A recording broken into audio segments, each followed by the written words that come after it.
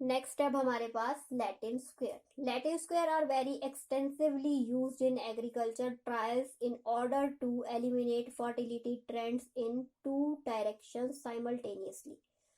The data are classified according to the different criteria, that is, according to columns, rows, and varieties, and are arranged in a square known as Latin square. The term Latin square takes its name from a figure of mathematical puzzle that was studied many years before its use as a plan for experiment. In this design, there have to be as many replications as there are treatments.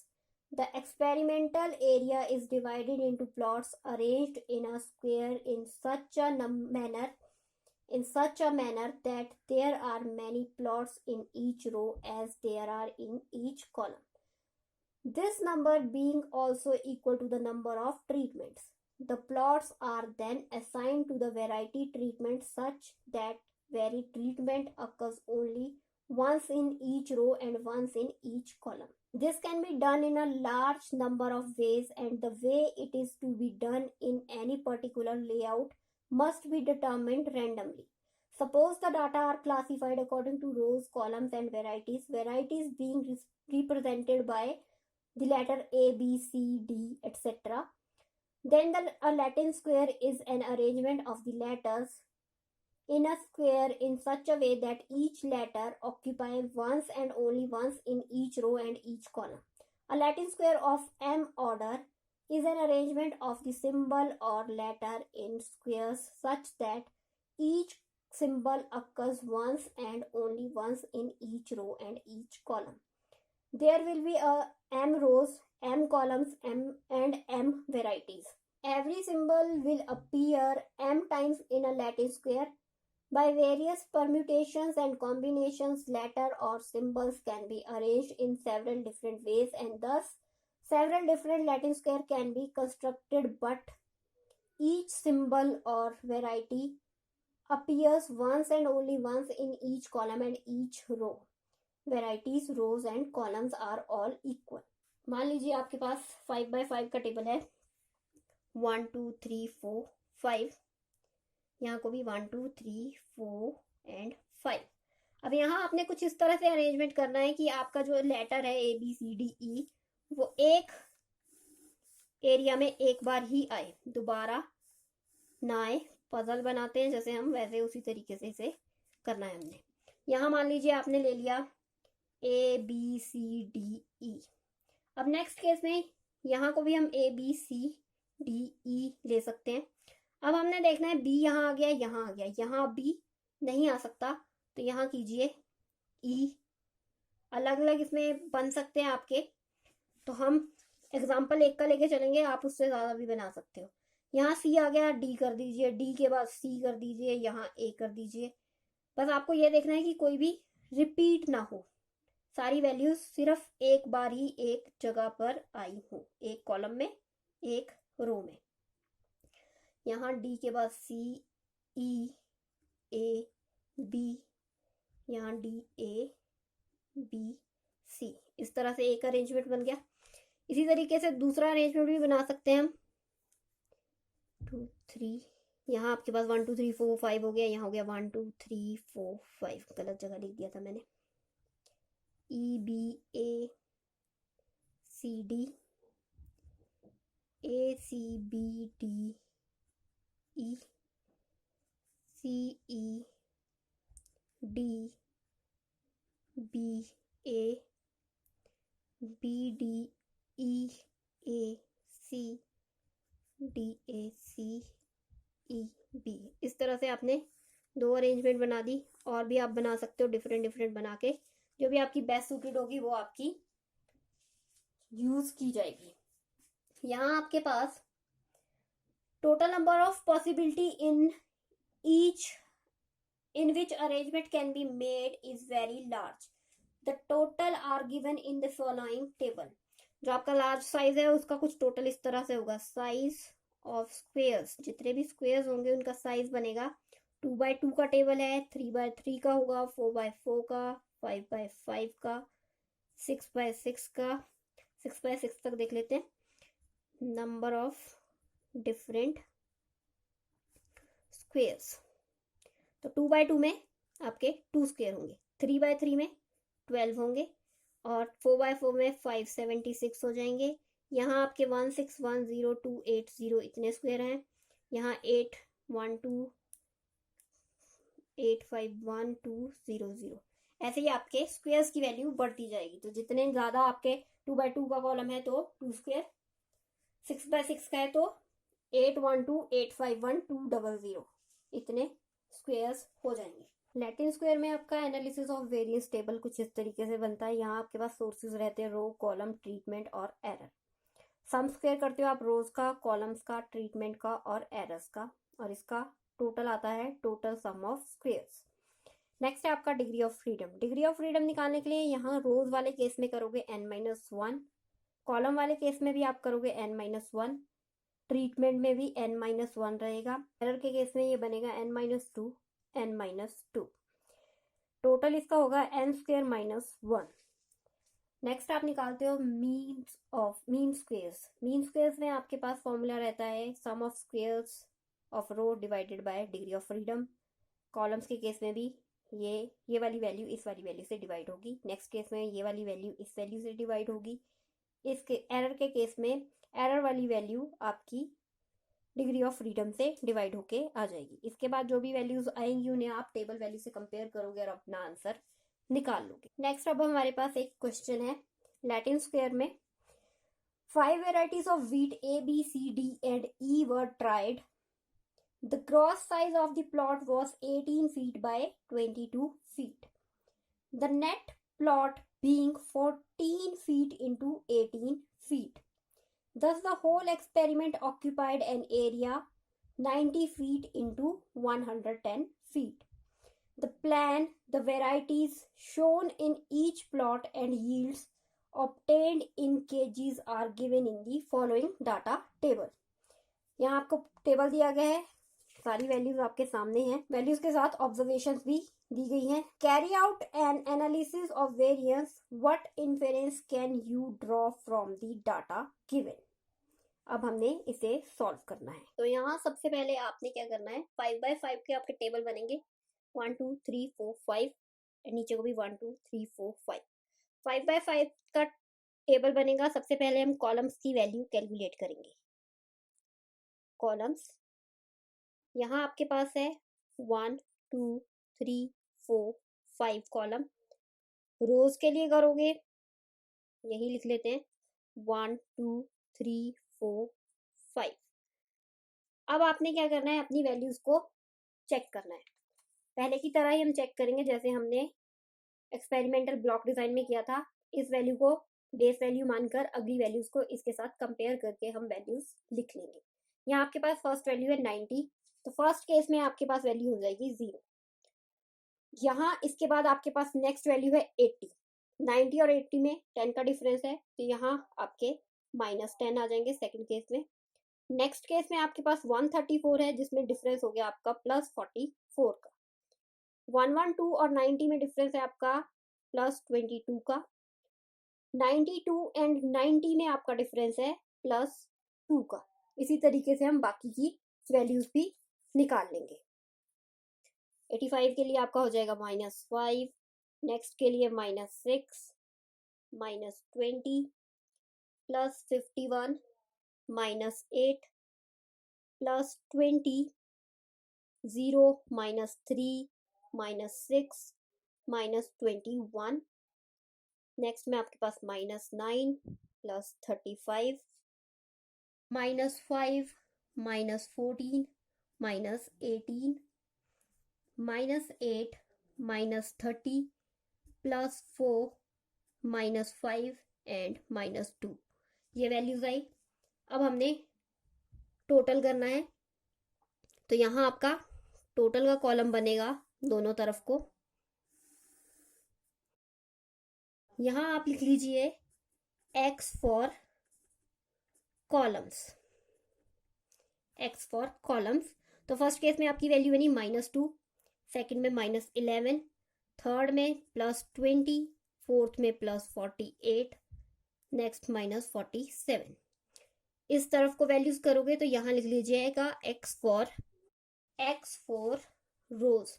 First case में आपकी value है +58, second में +12, next में -10, -11, -41। थोड़ा ये shift हो गया, ये आपकी वैल्यू यहाँ आनी थी 58 +12 -10 -11 -41, ये आपकी वैल्यू यहाँ। अब हमने यहाँ का टोटल और यहाँ का टोटल चेक करके देखना है कि आपकी वैल्यूज इक्वल हैं या नहीं। तो यहाँ आपका वैल्यू आएगी +8, दोनों साइड से टोटल करने पे +8। नेक्स्ट आपने अब इसका स्क्वायर करना है, स्क्वायर्स करेंगे तो स्क्वायर्स के लिए हम यही साथ में बना लेते हैं 1 2 3 4 5 एंड फर्स्ट केस में आपकी वैल्यूज आएंगी 0 का स्क्वायर 0, 10 का -10 का स्क्वायर 100, 44 का स्क्वायर 1936, नेक्स्ट में 484, नेक्स्ट में 4, अगले के लिए आ गया आपका 25, 36, 400,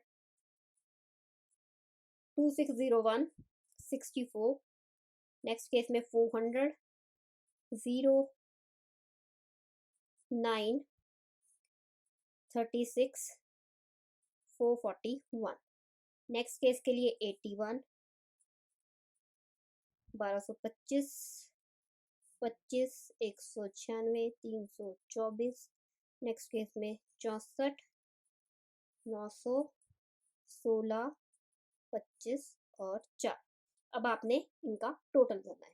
तो फर्स्ट केस में आपका टोटल बनेगा 570, सेकंड केस में 2261, थर्ड केस में 2386, फोर्थ केस में 3342 एंड नेक्स्ट 837।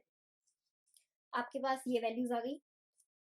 अब आपने क्या करना है, समीशन एक्स स्क्वायर की वैल्यू फाइंड आउट करनी है।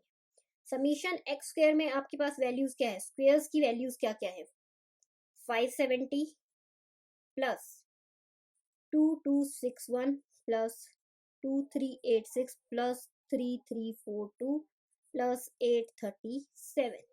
तो ये टोटल आया आपका 9396।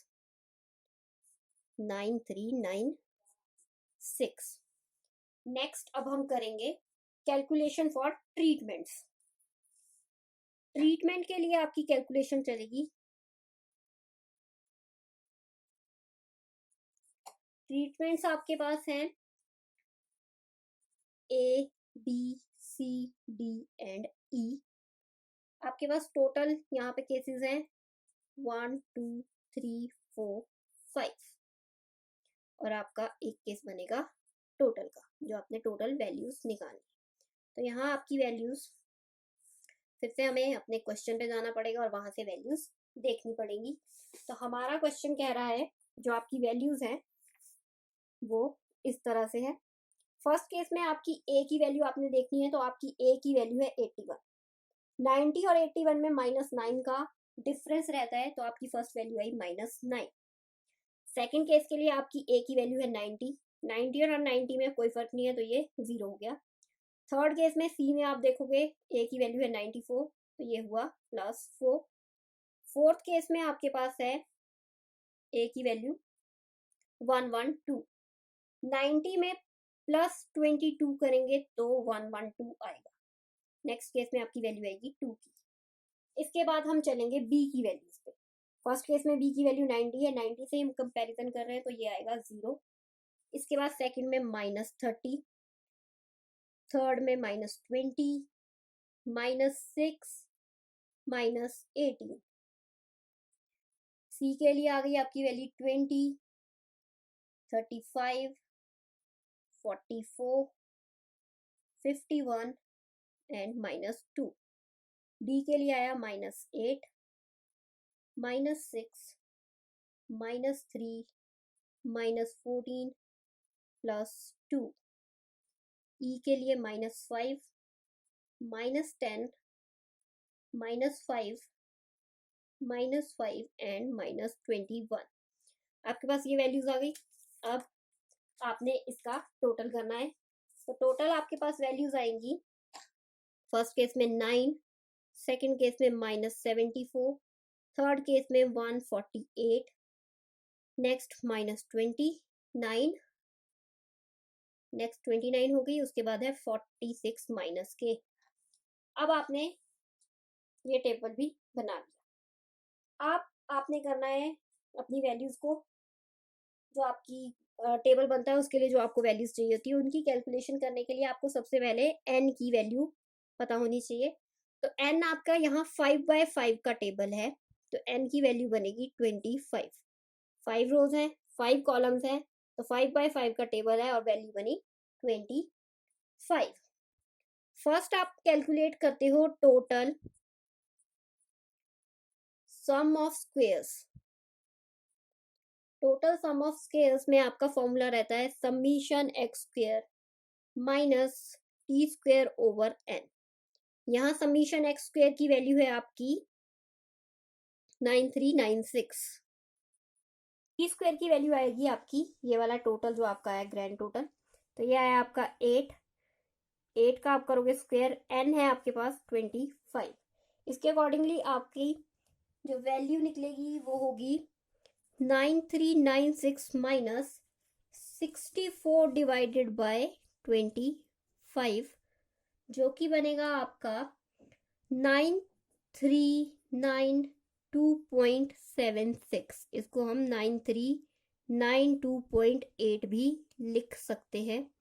तो हम दोनों वैल्यूज लिख लेते हैं, हम लेंगे 9392.8।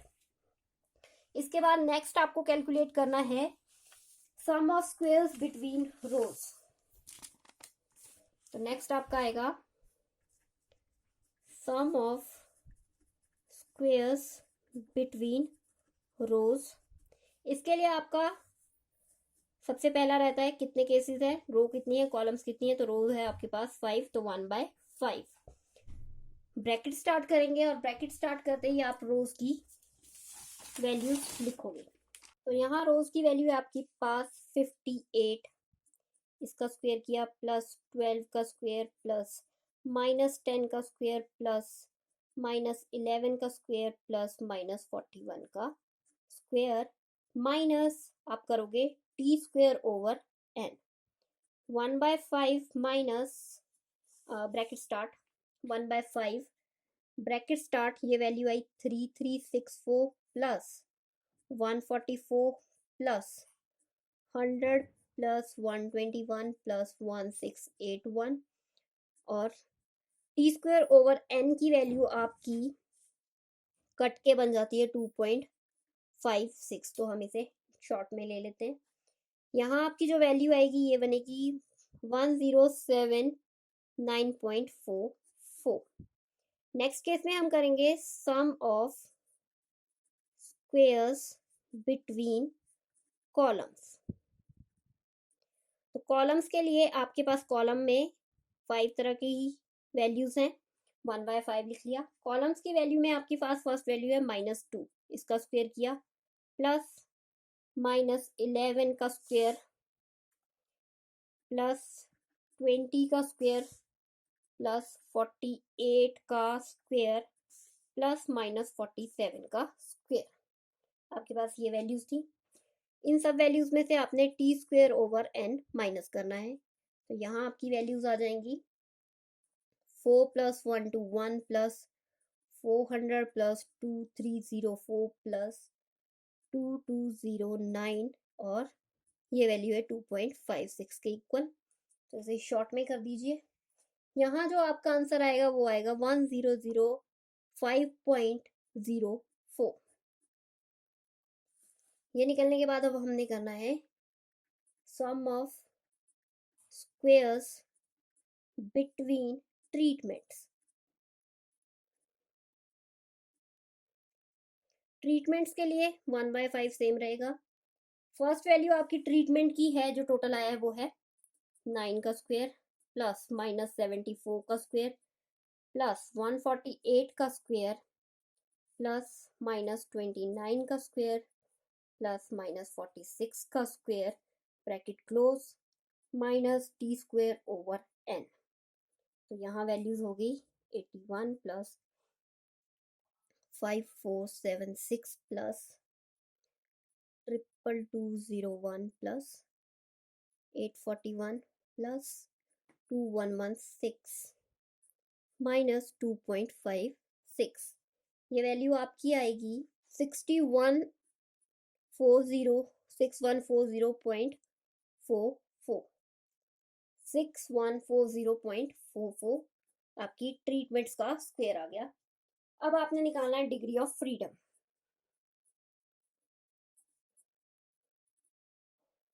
Degree of freedom between treatments के लिए जो आपका डिग्री ऑफ फ्रीडम रहेगा वो रहेगा T-1। ट्रीटमेंट आपके 5 - 1 किया तो ये वैल्यू आई 4। आपने सम ऑफ स्क्वायर बिटवीन रोज के लिए भी डिग्री ऑफ फ्रीडम निकालना है। तो डिग्री ऑफ फ्रीडम हम यहाँ वेरिएंस के थ्रू लिख लेते हैं। रोज के लिए होता है R - 1, 5 - 1 4 हो जाएगा। कॉलम्स के लिए भी C - 1 रहता है तो ये भी 4 आ जाएगा 5 - 1 करके। नेक्स्ट है आपका एरर की वैल्यू फाइंड आउट करनी है। नेक्स्ट एरर निकालेंगे तो एरर की वैल्यू आपकी रहेगी, जो भी आपके पास वैल्यूज आई हैं अभी तक उनको सबको आपस में माइनस करोगे। तो फर्स्ट वैल्यू जो आपकी आई थी वो थी 9392.8 9392.8 माइनस 1079.44 माइनस 1005.04 माइनस 6140.44। तो ये वैल्यू आपकी आएगी 1168.52। आपकी वैल्यू बनी 1168.52। अब हमने बनाना है अपना टेबल ऑफ वेरिएंस एनालिसिस। तो अब यहाँ एनालिसिस ऑफ वेरिएंस टेबल के लिए आपके पास ड्राफ्ट तैयार है। यहाँ आपने रोज का सम स्क्वायर का वैल्यू को पुट करना है। तो रोज की सम स्क्वायर की वैल्यू है आपकी 1079.44 1079.44। कॉलम्स के लिए आपकी वैल्यू है 1005.04। ट्रीटमेंट और वेराइटीज के लिए वैल्यू है 6140.44। एरर की वैल्यू आपकी आई है 1168.52 1168.52। टोटल जो है आपका वो आपकी वैल्यू थी 9393 के अराउंड 9393 के अराउंड हमारी वैल्यू आई थी फर्स्ट वाली सम ऑफ स्क्वेयर्स वाली। तो वो वाली भी वैल्यू आपकी होगी। अब डिग्री ऑफ फ्रीडम के लिए आपके पास फर्स्ट केस के लिए डिग्री ऑफ फ्रीडम है R - 1 जो थी 4। कॉलम के लिए भी 4 है, वेराइटीज के लिए भी 4 है, और एरर के लिए आपके पास जो वैल्यू आएगी वो आएगी इन तीनों का टोटल। तो ये बना 12। टोटल अगर आप इस सबका करोगे तो ये बनेगा 24। अब आपने निकालना है मीन स्क्वायर। मीन स्क्वायर के लिए हमारा फॉर्मूला रहता है इस वैल्यू को इस वैल्यू से डिवाइड करने का। तो फर्स्ट केस में आपकी वैल्यू आएगी 269.86, सेकंड केस में 251.26, थर्ड में 1535.11, फोर्थ केस में ये वैल्यू आएगी 97.37। अब हमने निकालनी है एफ रेशियोज। एफ रेशियोज के लिए आप क्या करोगे, इस वाली वैल्यू को आपके एरर की वैल्यू से डिवाइड करोगे। तो फर्स्ट केस में 269.86 डिवाइडेड बाय 97.37, ये वैल्यू बनेगी 2.77। सेकंड केस में वैल्यू आएगी 2.58 और थर्ड केस में 15.76। ये आपके पास वैल्यूज आ गई। अब आपने अपनी एफ टेबल की वैल्यू से अपनी कैलकुलेटेड वैल्यू को कंपेयर करना है और देखना है आपका डाटा सिग्निफिकेंट है या नहीं। तो यहाँ हम जो टेस्ट चेक करेंगे वो करेंगे 0.05 लेवल ऑफ सिग्निफिकेंस पे। तो यहाँ एफ टेस्ट की 5% लेवल ऑफ सिग्निफिकेंस पे आपको वैल्यू दी गई है, ये है 3.26। तीनों केसेस में सेम रहेगी क्योंकि आपके पास तीनों केसेस में डिग्री ऑफ फ्रीडम सेम है और एरर की वैल्यू 12 ही है। तो यहाँ आपके पास जो फर्स्ट केस बना वहाँ पे आपकी जो आपकी कैलकुलेटेड वैल्यू है वो छोटी है टेबल वैल्यू से। सेकंड केस में भी सेम है, और थर्ड केस में कैलकुलेटेड वैल्यू बड़ी है और टेबल वैल्यू छोटी है। तो अब आपके पास जो फर्स्ट टू केसेस हैं, यहाँ आपका डाटा नॉन सिग्निफिकेंट है और यहाँ पर सिग्निफिकेंट है। लास्ट केस में सिग्निफिकेंट हो गया और पहले दो केसेस में नॉट सिग्निफिकेंट है। तो इस तरीके से अब आप कह सकते हो the F ratio for rows and columns are not significant at 5% level, while that for varieties is very highly significant. The fact that there are no significant differences between rows and columns shows that the Latin square arrangement has not been advantageous.